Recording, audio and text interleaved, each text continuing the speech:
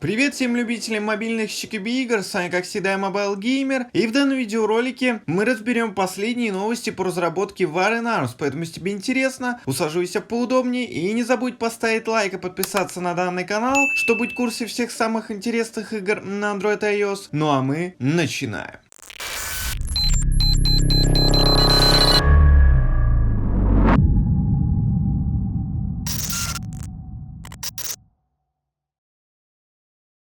Данный видеоролик получился достаточно большим, так как последний девлог iMove вышел аж на целых 18 минут. Поэтому сегодня у меня есть что для вас рассказать. И перед тем, как мы перейдем к последним новостям по War Arms, хотелось бы рассказать вам не очень хорошую новость, а именно то, что альфа-тест данной игры опять переносится, выйдет в ближайшие 2 месяца. Знаю, что это звучит не очень хорошо, но в прошлых видеороликах по War Arms на своем канале я рассказывал, что вот, альфа выйдет на днях, и на то есть причины. Знаю, кто-то мне не поверит, но вот скрины с Дискорда из переписки с Дудетру и Свинком. А эти люди представляют команду разработчиков War Arms. И главной причиной, почему альфа-тест War Arms переносится, является встреча с инвесторами. Поэтому и девлогов по игре попросту не было. А инвестор-то этот достаточно большой. Название ему, конечно же, не раскрыл, но данным инвестором является большая китайская компания с далекими амбициями. Поэтому на данный момент разработчики VIA бросили все свои силы на создание прототипа для инвесторов, чтобы наконец-таки впечатлить их и получить дополнительное финансирование. Так как если не договорятся с данным инвестором, то у War Arms и у разработчиков и у компаний появится дополнительный источник дохода, и игре от этого станет только лучше, повысится общее качество War Arms, увеличится количество разработчиков, станет больше серверов, появятся деньги на маркетинг и так далее. Но я надеюсь, что не случится такая ситуация, что данный китайский инвестор начнет вмешиваться в ход разработки War Arms, потому что это не пойдет игре на пользу. Поэтому, как только прототип игры будет показан инвесторам, iMove его обязательно покажет. Ну, конечно же, патреоновцы его получат немного раньше и смогут первыми окунуться в мир War Arms. Так что, друзья, с нетерпением будем ждать альфа-теста War Arms, но и релиза, который, скорее всего, запланирован на конец лета, в крайнем случае на сентябрь-октябрь. Ну, посмотрим. Если что, следите за последними новостями по War Arms на моем канале. Ну что ж, давайте теперь перейдем к последним новостям по War Arms. И как вы помните, в предыдущем видеоролике по данной игре нам рассказывали про несколько новых оперативников, а именно про Ноупа и Махира. Показали саундтрек War Arms и много другой интересной информации. И если мы говорим о саундтреке данной игры, то многим он очень понравился. Поэтому, к счастью, разработчики не остановились на этом, и в ближайшие недели будут выпущены другие музыкальные композиции, в том числе для трейлера War Arms. Так что с нетерпением ждем. Я надеюсь, что официальный саундтрек War Arms наконец-таки доделают, и у него будет хорошее окончание. Так как в настоящий момент данная музыкальная композиция обрывается в самый интересный момент. Я уверен, что в предыдущем девлоге вы видели данную EMP-гранату. И да, наконец разработчики показали более поздний геймплей War Arms, так что смотрите.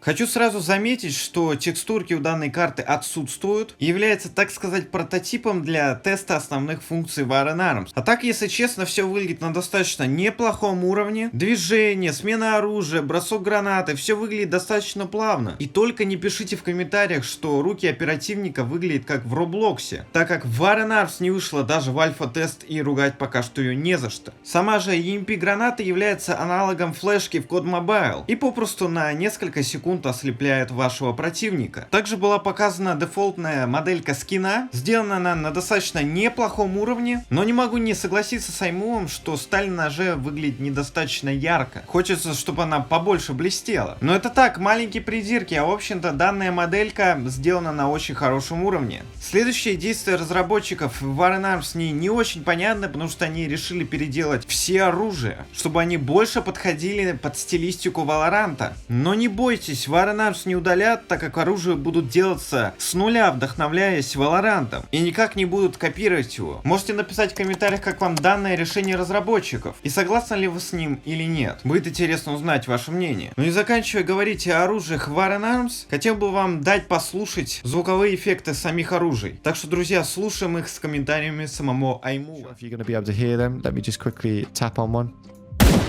Oh, there you go. Here is the Deagle shots, guys. And we got the Glocks then. So we got Glock shot. Mag out. Mag in. So that's how it's going to sound. And then release slide catch. Then we got footsteps on dirt.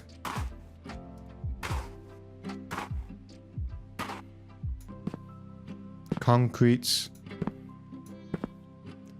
Then we got player prone. Crouching. Then we got mask breathing. It's not going to be that loud, of course. Meaty hit. Meaty swing. So what you guys can hear is kind of like the material on the clothes. Another Deagle.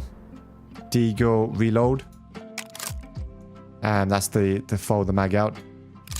Mag in. Pull the slider.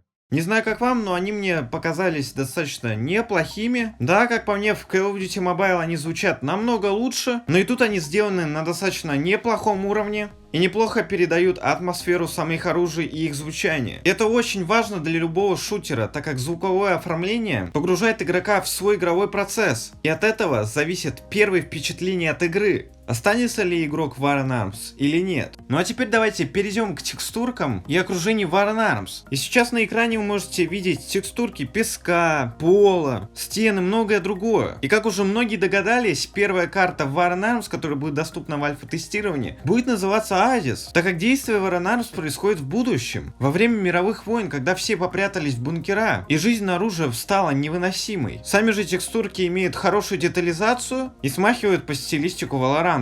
И я знаю, что многим это не нравится. Но давайте сначала поиграем в альфа-тест в Iron Arms, и тогда уже сможем сделать какой-то конечный вывод. Кроме текстур в игре показали также и модельки окружения. Конечно же без текстур, а именно различные турникеты, кровати, окна, шкафчики и двери, которые невозможно открыть, кружки, баррикады и плазмощиты, которые будут ограждать карту и не давать игроку выйти за ее пределы. И много другое. Также в последнем девлоге iMovie вы могли видеть текстурируемые модельки окружения, а именно кровать, двери, сервер, машина в гараже. Да-да, в предстоящей карте он будет. Люк внутри постройки, EMP граната, воздушные системы вентиляции, которые будут находиться на крыше здания, капсула для инопланетян, ну в нашем случае это для оперативников в Iron Arms, компьютерные столы будущего и сами персональные компьютеры. И если честно, я просто в восторге от качества данных моделек. Эти световые эффекты на модельках, они выглядят просто потрясающе.